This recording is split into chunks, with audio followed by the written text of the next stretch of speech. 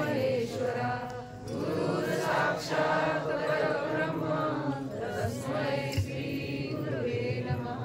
तस्मै श्री गुरुवे नमः. आपला वैष्णव मेळाव्याचा तिसरा दिवस जगद्गुरु संत श्रीपाद बाबा यांच्या पुण्यतिथी निमित्त 26व्या पुण्यतिथी निमित्ताने आणि अयोध्या रामलल्ला प्राणप्रतिष्ठा निमित्ताने आपला हा चाललेला भव्य दिव्य वैष्णव मेळावा.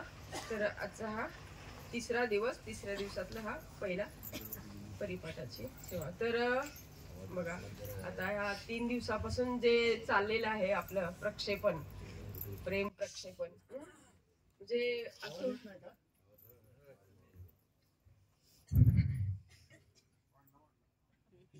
म्हणजे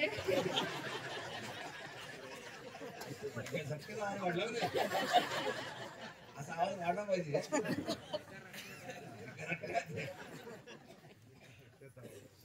आवाज येतोय, आवाज वाढला. अशी बायका ताब्यात बघितली.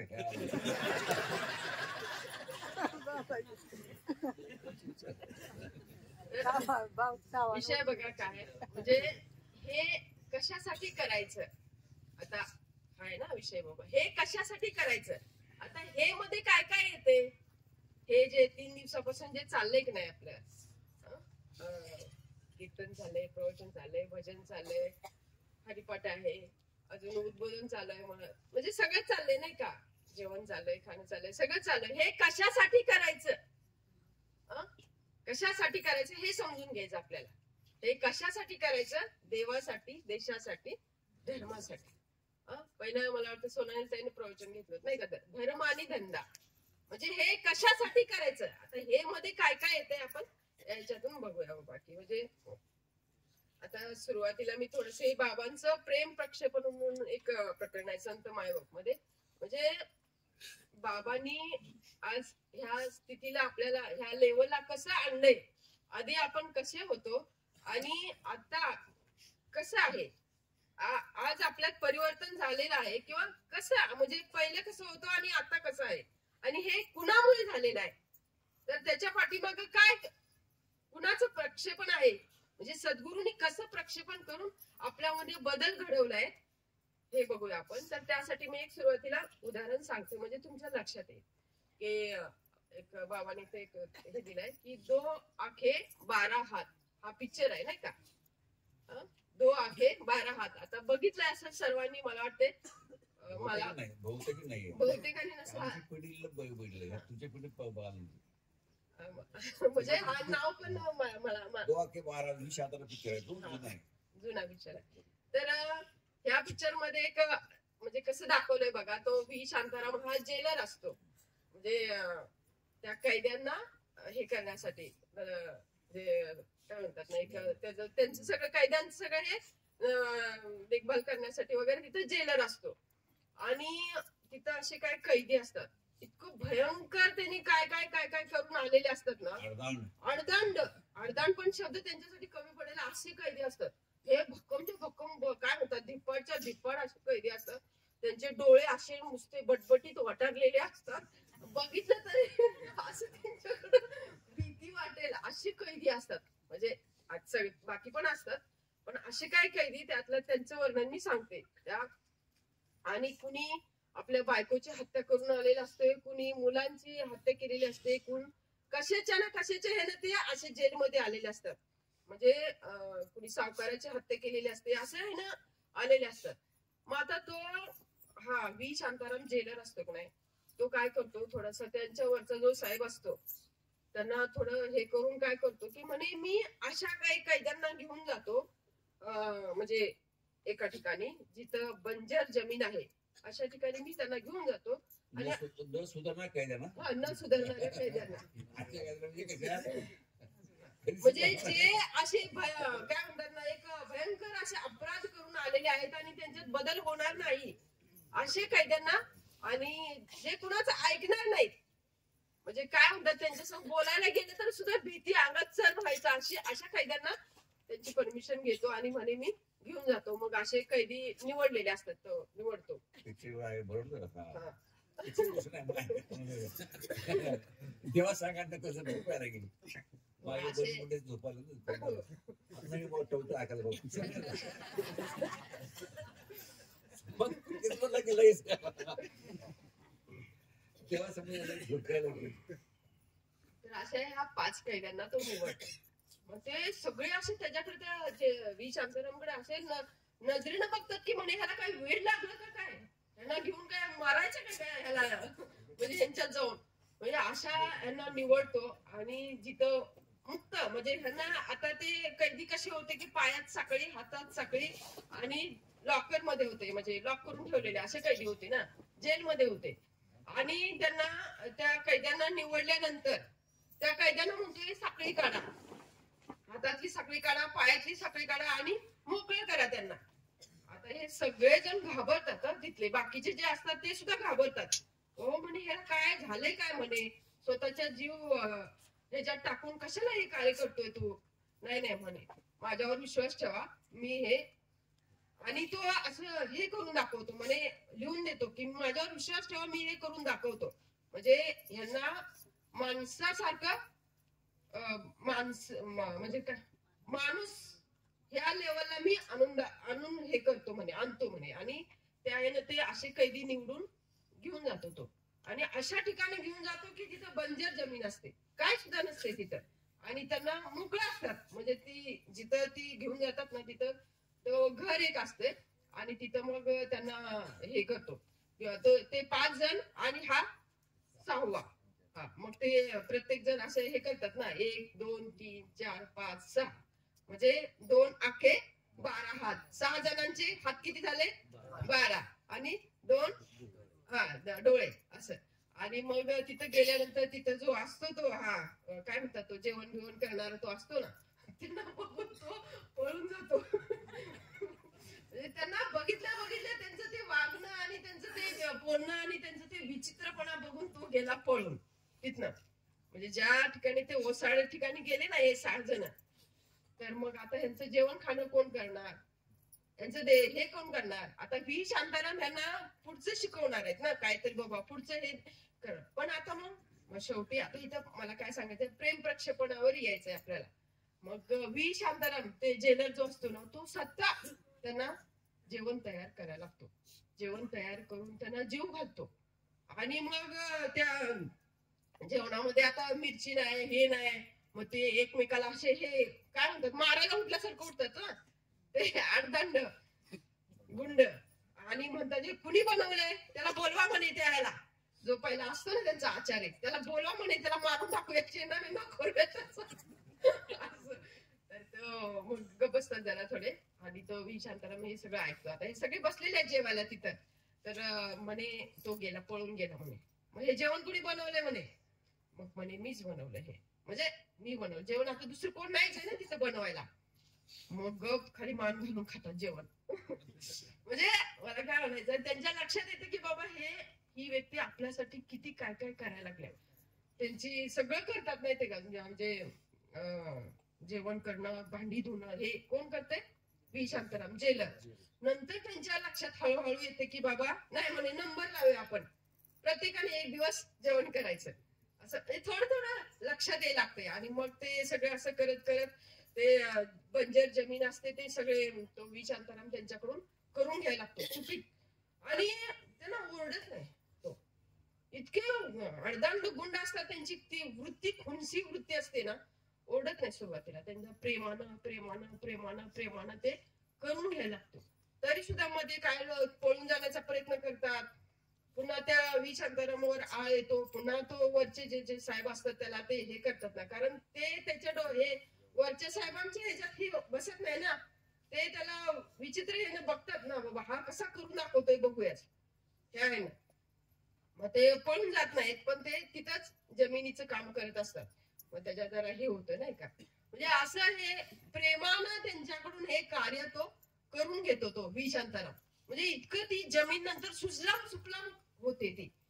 मध्ये काय ते अशी बंजर जमीन असते की तिथं काही उगवणार नाही. पण अशा गुंडाकडून त्या गुंडांच्या वृत्तीमध्ये परिवर्तन करून त्या गुंडांकडून कार्य केलं आणि ती जमीन नंतर शेती पिकवली. शेती पिकवली. हा, आणि ते शेतीतला येणारा माल ते बाजारात नेऊन विकायचे. त्याच्यातून मग त्यांना एवढं हे केलं, एवढं हॅमरिंग केलं ना, ते जे व्यापारी असतात ना, व्यापाऱ्यांनी एकदा त्यांच्यावर हल्ला केला की हे आणतात आपल्या शेतीतला माल आणि विकतात आणि स्वस्त दरात ना लोक घ्यायला लागले. त्या व्यापाऱ्यावर हे आलं, त्यांच्या दलालीवर किंवा ह्याच्यावर घालायला लागले ना, आणि त्या व्यापाऱ्याने असं कटकारस्थान करून त्यांना मारायला लागले. आणि इतक्या त्यांच्या वृत्तीमध्ये बदल झाला की हे खुन्सी वृत्तीची लोक त्यांना अजिबात प्रतिकार सुद्धा करायला नाही. विचार करा, म्हणजे बाकीच्या व्यापाऱ्यांना वृत्तीत बदल कसा झाला बघा. म्हणजे इतका बदल झाला की नाही बाबा, आपल्या स्वामींनी काय सांगितलंय, खुन्सीपणा करायचं नाही, म्हणजे मारामारी करायची नाही. हा इतका बदल झाला त्यांच्यामध्ये की स्वतः मार खाऊन आले पण पुन्हा त्यांनी ते मारामारी केली नाही नंतर. म्हणजे त्यांना मारलं त्या व्यापाऱ्यांनी, तरी सुद्धा त्यांनी उलट हल्ला केला नाही त्यांच्यावर. हा बदल कशाचा आहे? त्यांच्या वृत्तीत झालेला हा बदल आहे. आणि त्यांच्या वृत्तीत कशामुळे बदल झाला? प्रेम प्रक्षेपणामुळे. आता इथं आपण येऊया. आता ते बघा पुढे ती म्हणजे तो पिक्चरचा हे आहे कसं आहे की त्या म्हणजे बद्ध होते नाही का जेलमध्ये, नंतर ते मुक्त होऊन हे कार्य केलं. आणि शेवटी त्या पिक्चरचा असं शेवट आहे की म्हणजे इतकं ते प्रेम जडलं त्या विषांतरावर त्यांचं ना, इतकं हे झालं की शेवटी ते बैलांनी त्या म्हणजे बैलगाडी होती ना त्या ह्याच्यामध्ये, तर बैल एक मार्का होता आणि त्या म्हणजे खऱ्या प्रत्यक्ष बाकीचे आपण त्या शेतामध्ये गाई बैल सुटी होते नाच करायचे, त्यापैकी बैल आला, त्या बैला हाकून धरून तो बैल यांच्या अंगावर आला असायचं.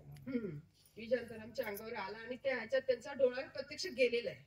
पिक्चर मध्ये गेला ना, प्रत्यक्ष मध्ये गेलाय डोळ्याचा. पिक्चर मध्ये गेला पण शेवटपर्यंत शांताराम एकच डोळा होता. प्रत्यक्ष तिथं त्या बैला जुळून दिलेलं आहे शांताराम. हा म्हणजे आणि नंतर मग त्यांची जन्मठेपेची शिक्षा संपली. त्या मुक्त केलं कार्य त्याला मुक्त केलं त्या कैद्यांना मुक्त केलं. पण कैद्यांच्या वृत्तीमध्ये इतका बदल झाला की त्यांना बद्ध आणि मुक्त हा भागच राहिला नाही. नाही म्हणे आम्ही जाणार नाही आमच्या घराला, आम्हाला हेच, आम्ही इथंच मुक्त आहोत, आम्ही इथंच राहणार, आमच्या स्वामींसाठी आम्ही इथंच राहणार, हा इथंच शेती करणार, इथंच राहणार. ते गेले नाहीत नंतर. म्हणजे मुक्त करून सुद्धा ते घरी गेले नाहीत. म्हणजे त्यांचा पहिले होते कुठं, बद्ध होते, जेलमध्ये होते, आणि ते सुटावं म्हणून म्हणजे आजकाल आपण आता येतोय बघा इथं, म्हणजे आजकालचे जे नेते असतात ना, भ्रष्टाचार करून जेलमध्ये जातात आणि काय एक आठवडाभर वगैरे झालं, कशामुळे गेले? भ्रष्टाचार करून जेलमध्ये गेले, आणि नंतर काय जामीन मिळावा म्हणून बोंब मारत बसतात नाही का. आता कशामुळे गेले? भ्रष्टाचार करून गेले जेलमध्ये, आणि मग जामीन मिळावा म्हणून सतत हे करत राहतात ना. मग यांना काय, बद्ध आहेत म्हणून मुक्त होण्यासाठी जामीन मिळावा म्हणून हे करत असतात ना, कोणाची तरी लाचारी पत्करतात, ह्याला हे कर, त्याला कर, हे कर, का त्यांना तिथं बद्ध पण आहे ना, बद्ध आहेत. मग आता ह्या पिक्चर मधून आपण हा बोध घेऊ शकतो की त्या विशांतरामनं त्यांच्यावर एवढं प्रेम प्रक्षेपण केलं की त्यांचा बद्ध आणि मुक्तपणा हा भेदच काढून टाकला, हा भेदच गेला तिथं. म्हणजे त्यांना जेलमध्ये असलं काय आणि बाहेर असलं काय, हा भेदच गेला नाही का तिथे.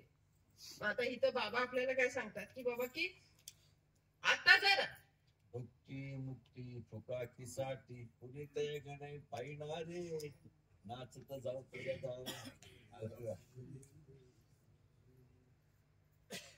त्याला मुक्ती दाखवती तर आता म्हणजे इथं म्हणजे कसं असते बघा, आता हे म्हणजे प्रत्येकात असणारा विलक्षण ईश्वरी अनुभव तो बाबांच्या मुखातून बाहेर पडणाऱ्या एका शब्दातून प्रगट व्हायचा. आता परत इथे एक बाबाने अजून एक उदाहरण दिले की ते ऑटोबायोग्राफी ऑफ योगी या ग्रंथात योगानंदाने युतर बर्बॅकचे एक हे सांगितले नाही का, विलक्षण हकीकत सांगितली. आता त्यांनी रोपट्यावर प्रयोग केला. म्हणजे काय केलं की त्या रोपट्यातील टाकाऊ गुणधर्म काढून उपयुक्त अशा उत्कृष्ट जातीचे रोपटे बनवले. कुणी पीटर बर्बॅकने त्या रोपट्यावर असा एक प्रेम प्रक्षेपणाचा प्रयोग केला आणि मग प्रेम प्रक्षेपणाचा प्रयोग करून काटेरी निवडुंगाला आपले काटे सोडून द्यायला लावून बिन काट्याच्या निवडुंगाची जात त्यांनी आपल्या बागेत तयार केली. आता ही प्रेम प्रक्षेपणाची जादू वापरून वनस्पतीतील दुर्गुण अवगुण काढून टाकून अधिक चांगले टवटवीत भरपूर पाने फुले फळे देणारे निकोप सरस व दीर्घकाळ टिकणारी वनस्पतीची बागत निर्माण केली. कुणी? पीटर बर्बॅक यांनी. म्हणजे आता यांनी प्रेम प्रक्षेपणाची ही जादू वापरली आणि वनस्पतीच्या रोपट्यावर त्यांनी हा प्रयोग केला. आता निवडुंग असतात ना, कशा असतात, त्याला काठी असतात. मग त्यांनी असं काय प्रयोग केला की त्या प्रेम प्रक्षेपणाचं की त्या निवडुंगाला आपले काटे सोडून द्यावे लागले. म्हणजे बिन काट्याचा निवडुंग पुढे पण येते बाबा. म्हणजे कसं की म्हणजे ज्या एक वेळ कसं असतं की ते जाती प्रकाराचा काही गुणधर्म बदलणं शक्य आहे, पण ज्या गुणधर्मावर अस्तित्व अवलंबून आहे असे गुणधर्म देखील प्रेम प्रक्षेपणाने बदलून टाकण्याचा चमत्कार वितर साहेबांनी केलेला आहे. म्हणजे आता गुणधर्म बदलले नाही का, म्हणजे वृत्तीत बदल होणं किंवा त्या जाती प्रकारचे रोपट्याचे ज्या काही जाती असतात नाही का, त्याचा प्रकार बदलणं, पण ज्या गुणधर्मावर म्हणजे अस्तित्व अवलंबून आहे ते सुद्धा बदललं. कशामुळं? प्रेम प्रक्षेपणामुळे. आता कारला म्हणलं की आपल्या डोक्यात काय येतं? कडूपणा येतो, है का नाही? कारला म्हणलं की ते आपसुकच कडूपणा येतो. पण ह्या प्रेम प्रक्षेपणाने काय झालं की ते कडू कारला सुद्धा गोड लागू लागला. कशाची? कडूपणा सोडला. कडू कारल्याने कडूपणा सोडला. असं नाही, कडूपणा सोडला, गोडाला म्हणता येईल नाही. म्हणजे त्याचं अस्तित्व कशावर आहे? कडूपणावर त्याचं अस्तित्व आहे, पण ते अस्तित्व सुद्धा त्यानं सोडून दिलं. हा कशाचा परिणाम आहे? प्रेम प्रक्षेपणाचा. झहरी सर्पाच्या विषामुळे आल्हाददायी भावना उत्पन्न होणे. असं होईल का कधी? म्हणजे बघा, एकदम कोबरा आहे आणि बघितलं की आपल्या डोक्यात ते विषाच्या लहरी लगेच स्त्रावायला सुरुवात होतात. तसे लगेच केमिकल श्रवण व्हायला मेंदूमध्ये लगेच स्त्रावण होतं नाही का, बघितलं तरी सुद्धा. आणि इथं काय म्हणले? झहरी सर्पाच्या विषामुळे आल्हाददायी भावना उत्पन्न होणे. हा कशाचा परिणाम आहे? प्रेम प्रक्षेपणाचा. वाघ सिंहासारखे हिंस्र क्रूर प्राणी देखील पाळीव माणसाळलेल्या प्राण्याप्रमाणे वागायला लावून अद्भुत जादूच केली आहे. हा बदल वरवरचा नाहीये, लक्षात घ्या, हा अंतर्भूत मनाचा आहे आणि ही प्रेम प्रक्षेपणाची जादूची किमी आहे. म्हणजे आता हा बदल आपल्यावर घ्यायचा. आता बघा, आता बाबांनी आपण आता विचार करायचा की आपण कसे होतो. आता तो पिक्चरचं मधलं उदाहरण दिलं मी, त्या गुंडांचं उदाहरण दिलं, आता ह्या वनस्पतीतल्या रोपट्यांचं उदाहरण दिलं. आता ह्याच्यावर आपण कसे होतो? आता ते गुंडासारखे आपण काय खून मारामाऱ्या असं काय नाही केलेलं, पण गुंडच होतो.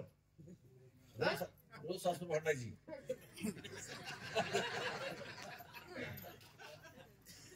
म्हणजे काय म्हणतात आता लागतं की सासू असताना सून चांगली भेटत नाही, सून असताना सासू चांगली भेटत नाही, आणि सासू लग्न सून चांगली. बायका दोन गुण आहेत ना, दोन गोष्टीला कधी सून असताना सासू चांगली भेटत नाही आणि सासू असताना सून चांगली भेटत नाही. कसं करा बरे उदाहरण नाही का? ज्या तुम्ही सुरू असता की नाही तर सासू ज्या सासू आल तेव्हा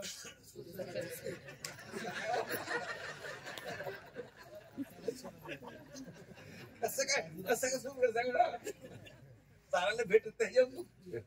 पण आता या बाबांच्या प्रेम प्रक्षेपणामुळे सासू बी चांगली झाली.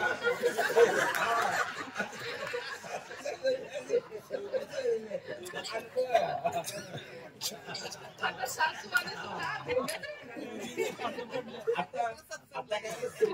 बरोबर ते आणि सासूला सून बरोबर. अगोदर सुनाला सासू आवडत होती आणि काय ते सासूला सून आवडत होती अगोदर. आता बदल झालाय तरी. कशामुळे? हे घडलं नाही. रोज सासून भांडत होते, रोज माझ्या तक्रार यायची होते. आई आहेत का? आई आहेत का? जोकिंग आहे हात वरती का कधी पटलं होतं सासू म्हणायची सूर मला चांगलं नाही सूर म्हणायची सासू चांगलं नाही आता दोघी एका ताटात होत. हा परिणाम कशाचा आहे? प्रेम प्रक्षेपणाचा. म्हणजे संघर्ष असावा, सासू सुनामध्ये संघर्ष असावा, पण तो संघर्षाचा उद्देश काय असावा? देवासाठी, धर्मासाठी, देशासाठी. हा जर उद्देश असेल तर तो मग तिथं प्रगट होतो, तो भगवंत, तो सद्गुरु तिथं प्रगट होतो. जर आपला संघर्षाचा उद्देश जर निराळा असेल, स्वार्थी असेल उद्देश, स्वतःसाठी जर उद्देश असेल तर तो तिथं प्रगट होत नाहीये. मग हा संघर्ष कशासाठी असावा? हा जो आपल्या पिक्चर मधलं उदाहरण घेतलं, तो व्ही शांतारामचा संघर्ष कशासाठी होता? त्यांना माणसासारखं वागायला लावून माणूस बनवायचं होता, हा संघर्ष होता नाही का त्याचा. मग तो संघर्ष सफल झाला पुढे. तसा हा प्रेम प्रक्षेपणाची जादू नाही का. मग बाबांनी जो आपल्यासाठी जो संघर्ष केला, त्या संघर्षाच्या पाठीमागचा उद्देश काय? बघा, म्हणजे आता तोच प्रेम प्रक्षेपणाचा प्रयोग बाबांनी साधकावर करून प्रत्येक साधकात आमूलाग्र बदल घडवून आणलाय. बाबांच्या प्रेम प्रक्षेपणामुळे साधकांच्या वृत्तीत बदल झालेला आहे. जड मूळ बुद्धीची मंडळी तल्लख बुद्धीची झाली आहे. आता हे चेक करायचं, आपलं चेक करायचं, आपण कसे होतो आधी आणि आता कसे आहेत. जड मूळ बुद्धीची मंडळी तल्लख बुद्धीची झाली. हेकेकोर हट्टी मंडळींनी आपला हेकेकोर हट्टीपणा सोडून दिलाय.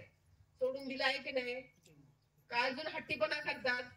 अजून हेकेकोर माझच खरं झालं पाहिजे. दारू पिणाऱ्यांनी दारू सोडली आहे.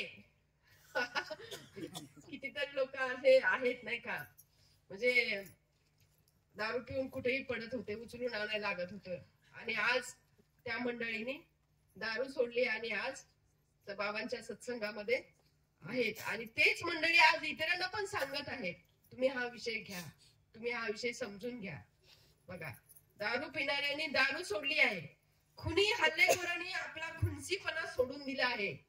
आहेत उदाहरण, खुनी हल्लेखोरांनी असे काय म्हणजे एक उदाहरण आहे. खून केलेली मंडळी आहेत, त्यांनी सुद्धा नंतर अनुग्रह घेतला आणि त्यांनी आपला खुनसीपणा सोडून दिलाय.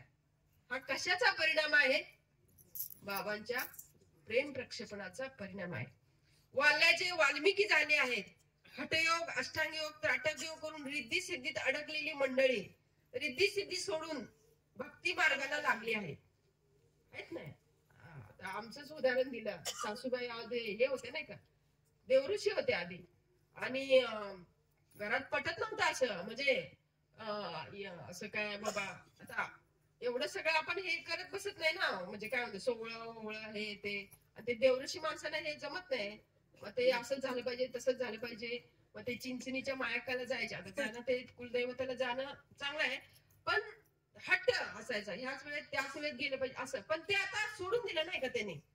जातात ते, वर्षातनं एकदा जातात, पण त्याच वेळी तोच असा हा हट्टपणा जो आहे ना, तो सोडला ना. आणि म्हटलंय नाही का, भगतगिरी करून लोकांना फसवणारे भगतगिरी सोडून देऊन भक्ती मार्गाला लागले.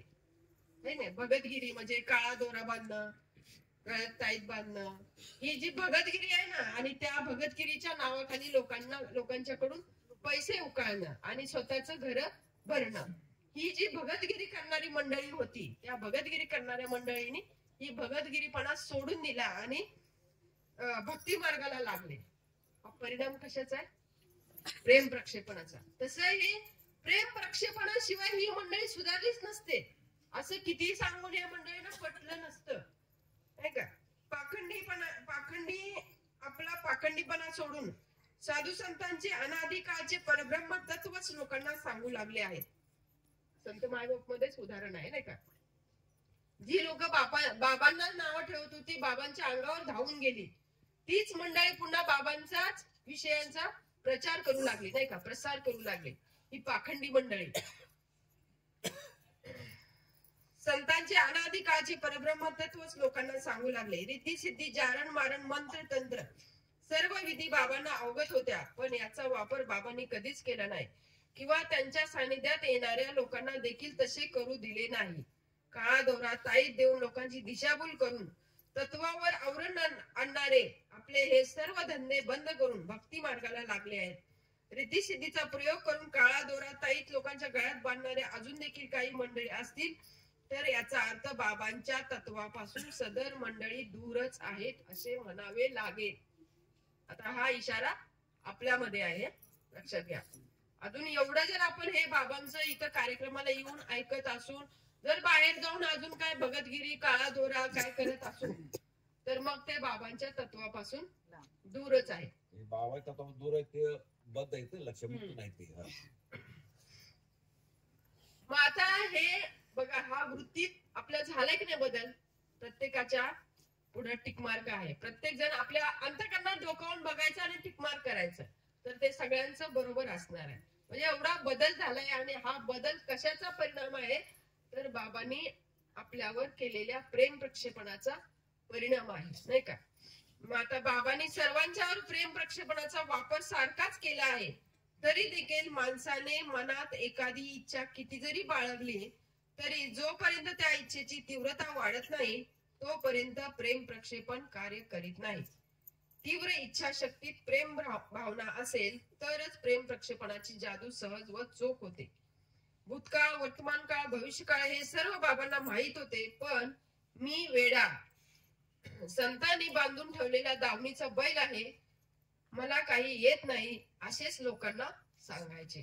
म्हणजे त्यांचा भाव कसा आहे आणि ह्या भावातूनच साधकांच्यावर तीव्रता वाढल्याशिवाय प्रेम प्रक्षेप जादू होत नाही. जोपर्यंत इच्छेची तीव्रता वाढत नाही का प्रेम प्रक्षेप होत नाही. तुमची इच्छा नाही अजून मुक्त व्हावाची इच्छा नाही. अजून आपण काय नेहमी सांगतोय आपलं अजून करू नाही वेळ आहे. ती तीव्रता वाढते. जो तीव्रता वाढत नाहीये तो ते प्रेम प्रक्षेप कार्य करत नाही, नाही का. म्हणजे एखाद्या माणसाने मनात एखादी इच्छा किती जरी बाळगली तरी बघा, किती जरी इच्छा बाळगली तरी जोपर्यंत त्या इच्छेची तीव्रता वाढत नाही तोपर्यंत बाकी सारखं वाटत नाही. इच्छा आहे पण इच्छी तीव्रता म्हणतो. माळा घालायची इच्छा आहे हो, तीव्रता नाही. विषय समजून घ्यायची इच्छा आहे, तीव्रता नाही.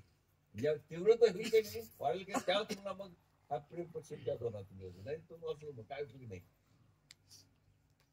ही जादू कधी होईल तर तीव्रता वाढल्याशिवाय ही जादूचा परिणाम दिसून येणार नाही. आपली सुद्धा तेवढीच तीव्रता पाहिजे, माहितीये का. मला यातून सुटायचं.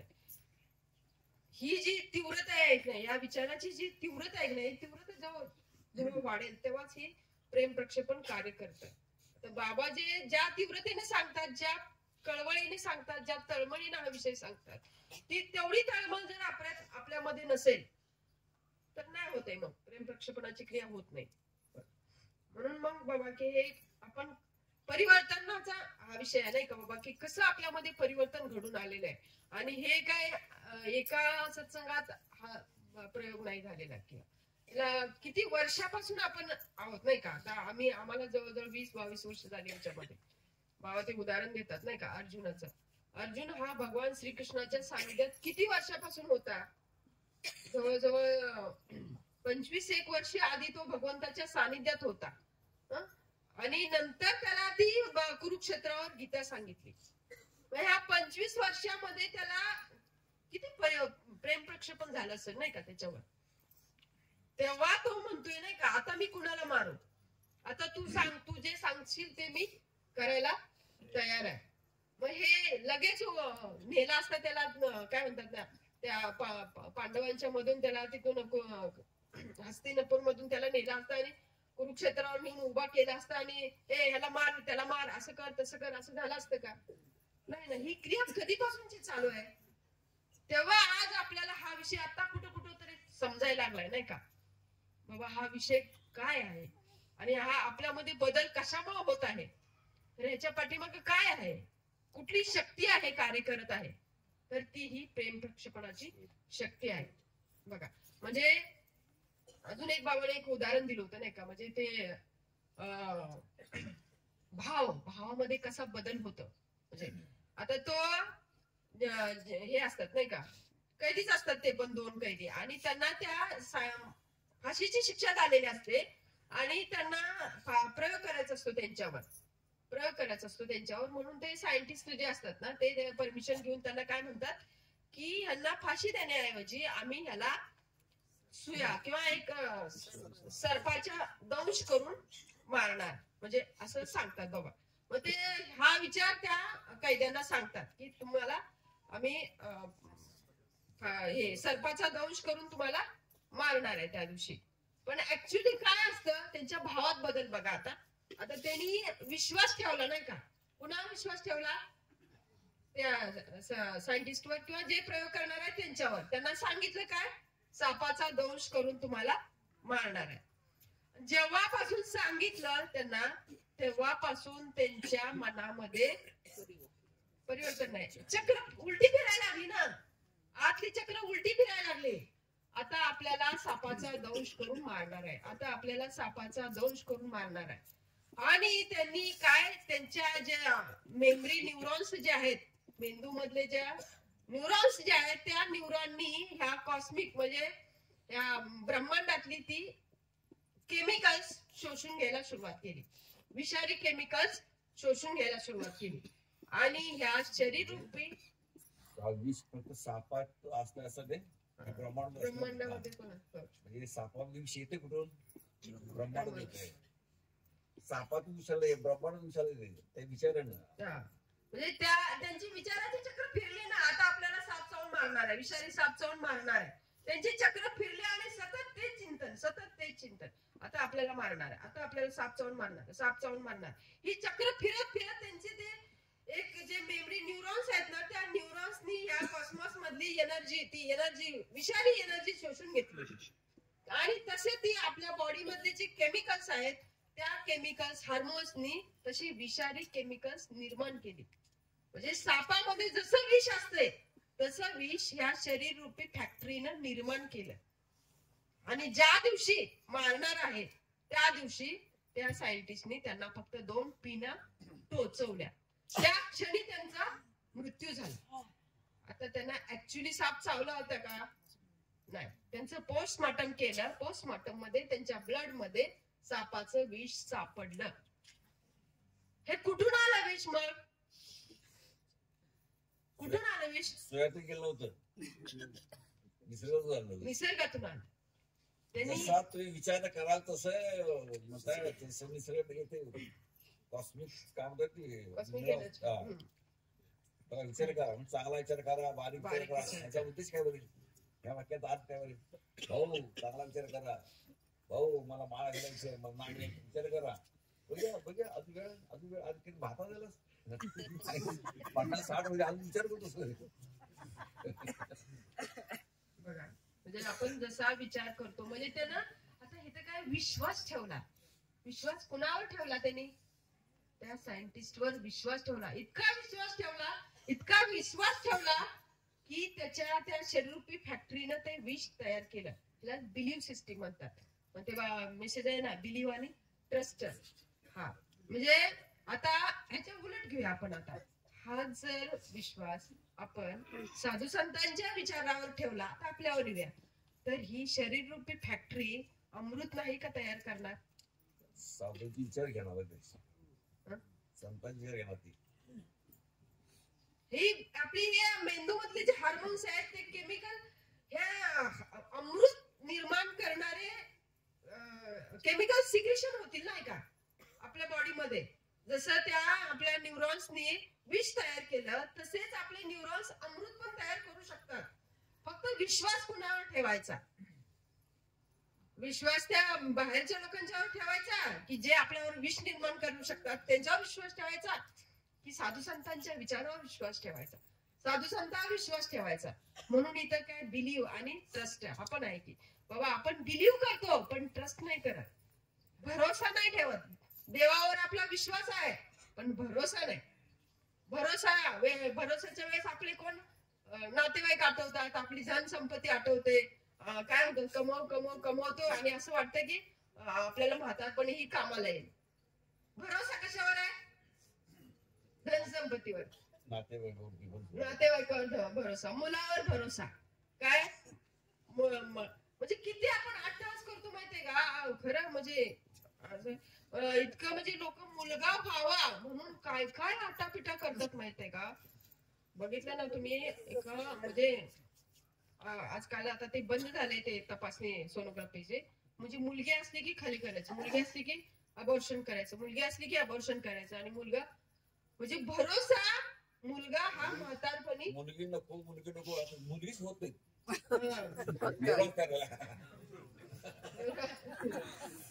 विचार काय होता मुलगी नको मुलगा पाहिजे आता मुलं चालेल मुलीसाठी काय माहिती माहिती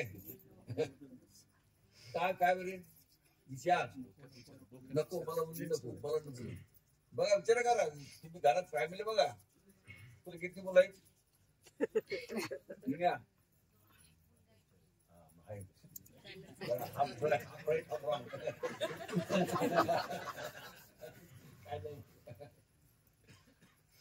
परिणाम सिद्धा मुलं का होणार बरे मुली का होणार बॉडीने आपल्या ते हे केलंय तयार केलंय जीन्स तयार झालं नाही का आपल्या बदल झाला मध्ये सगळं ते एक सण वायचे तू काय असं करून तिथं सगळं ते वाय झालं नको मुलगी नको आता नाही बस मुलं काय करणार मुलं तुम्हाला काय सुरू आता पोरासनी पुरी नाही त्या कुठं जायचं पोराने आता कुठं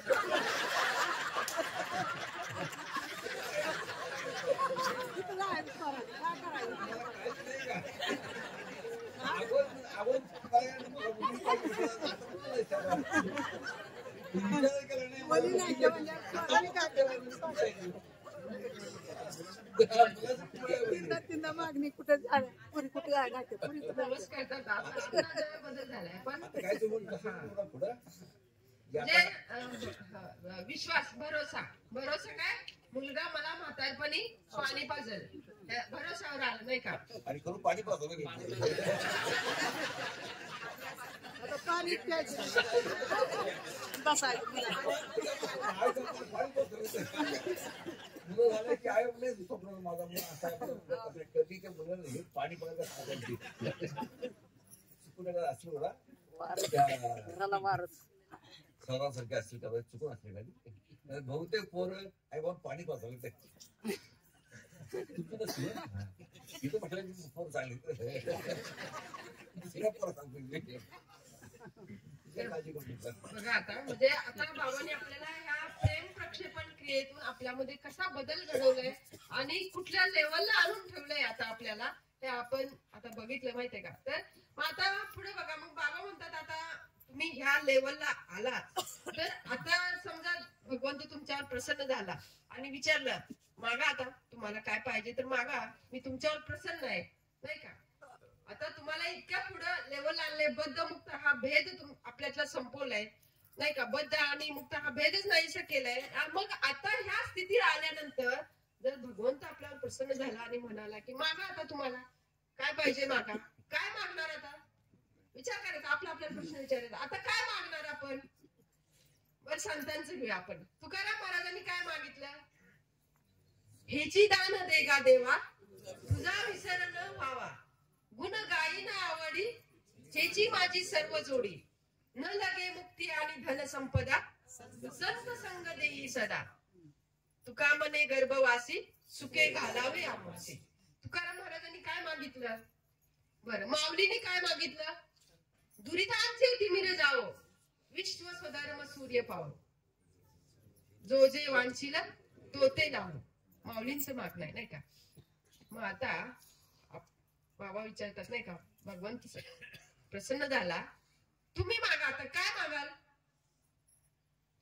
हा विश्वात्मके देवे भाव प्रत्येकामध्ये प्रस्थापित हो जनाचं हित कशामध्ये आहे जनाचा उद्धार कसा होईल हा विश्वात्मके देवे भाव हा प्रत्येकात प्रस्थापित व्हावा हेच मागणं असेल आज विश्वात्मके देवे मंडळीचं प्रत्येकाचं मागणं काय असेल हेच मागणं असेल की प्रत्येकामध्ये हा विश्वात्मके देवे भाव प्रस्थापित हो प्रत्येकाला असं वाटलं पाहिजे की बाबा ह्याचा पण उद्धार झाला पाहिजे त्याला पण हा विषय कळावा म्हणजे बाबाने आज कुठल्या लेवलला आणले बघा तुकाराम महाराज म्हणते हेची दान देगा देवा नाही का विठ्ठलाला नेहमी दर्शनाला जायचे नाही का, नेहमी विठ्ठल म्हणायचे बाबा काहीतरी माग, काहीतरी माग, काहीतरी माग. तुकाराम महाराज म्हणायचे माझ्याकडे काय कमीच नाही तर मी काय मागू, माझ्याकडे काय कमीच नाही तर मी काय मागू. शेवटी देव काकुळतीला आला नाही का, काहीतरी माग, काहीतरी माग. बर म्हणे मग तुला द्यायचंच असेल तर हेची दान दे गा देवा, हेची चव भर दिलाय, हेच द्यायचंय तर दुसरं काय नको. हिंमत असेल तर हा. त्याला नाही ते मला जे पाहिजे नाही ते त्याला हेच दे, ह्याची दान दे गा देवा. काय तुम्हाला धनसोबत येणार आहे. ह्याची दान दे गा देवा, तुझा विसर न व्हावा. काय मागतात, तुझा विसर न व्हावा. बर मग आता भगवंत म्हणतात मग माझा विसर न व्हावा. बर हे दान दिलं तर मग तुला ह्यानं काय होणार आहे. तुकाराम महाराजांना विचारतात नाही का, तुला काय होणार आहे ना, म्हणजे माझं विसर नाही होणार, हे दान दिलं तर तुला काय होणार आहे. गुण काही ना आवडी, मला जर तुझा विसर नाही झाला तर मी काय करेन, गुण काही ना आवडी, आणि हेच माझं सर्व जोडी. हा आता गुण काही ना आवडी कधी म्हणतात, तुझा विसर मला नाही झाला तर मी गुण गाणार नाही का, आणि कसं गाणार, आवडीनं गाणार, प्रेमानं गाणार. गुण गाईन आवडी, आणि हे जी काय माझी धनसंपदा आहे. ज्यांना विसर पडलाय ते स्वतः गुण गात असतो, स्वतःच गुण इथं बघून स्वतःच गुण गातच आहे नाही. मी असं केलं, मी तसं केलं तुम्हाला देवा विसर पडलेला आहे, लक्ष ठेवा. ज्याला तुम्हाला देवाचं गुण गाणार, ज्यांना देवाचा विसर पडलेला आहे स्वतः गुण गात नसतात. विचार करा खरं खोटं सांगा, कधी स्वतः गुण गाता कधी देवाचा विसर पडला खरं खोटं अनुभव आहे. बारीक राहायची. म्हणजे व्यासपीठावर बसून सुद्धा आपण आपल्या मुलांचं कौतुक, नातवंडाचं कौतुक, आपलं कौतुक, नवऱ्याचं कौतुक, बायकोचं कौतुक, हे बसत म्हणजे काय घरी जमलं नाही का कौतुक करायला म्हणून व्यासपीठावर.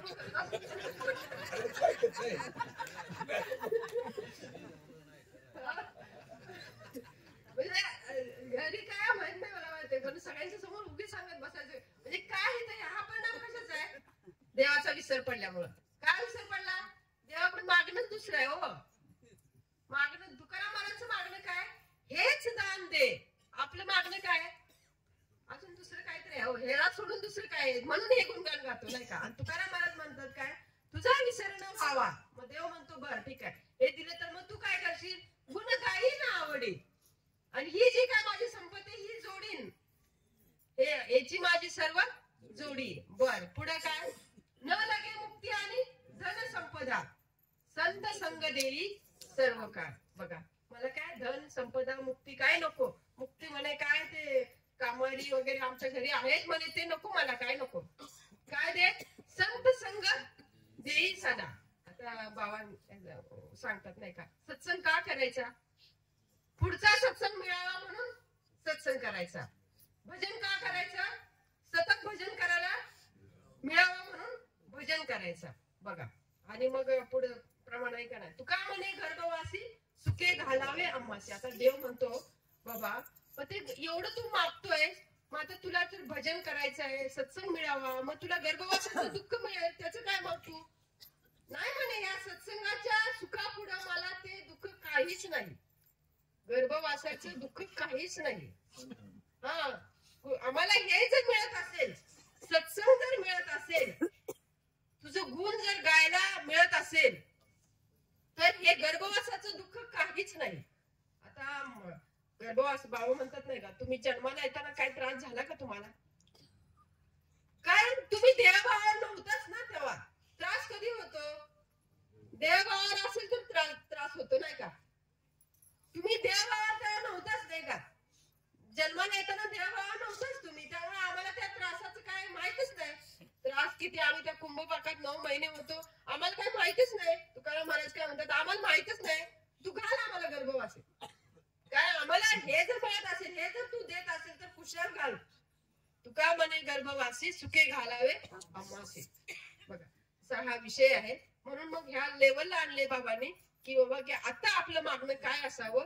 माऊलींनी सुद्धा दुरितांचे तिमिरे जावं, म्हणजे जे दुरित आहेत, जे दुष्ट आहेत, त्यांच्यातला अंधकार जावं. म्हणजे दुरितांना मारा असं म्हटलेलं नाही माऊलींनी, की जे दुष्ट आहेत, जे त्यांच्यातला अंधकार जावं आणि त्यांच्यातला स्वधर्माचा सूर्य त्यांच्या जीवनामध्ये यावं, हे मागणं आहे. आणि तेच मागणं आपल्याला सुद्धा बाबांनी त्या लेवल आणलेलं आहे, की हा विश्वात्मके दैवी भाव प्रत्येकामध्ये प्रस्थापित व्हावं, हेच आपलं सुद्धा मागणं आहे.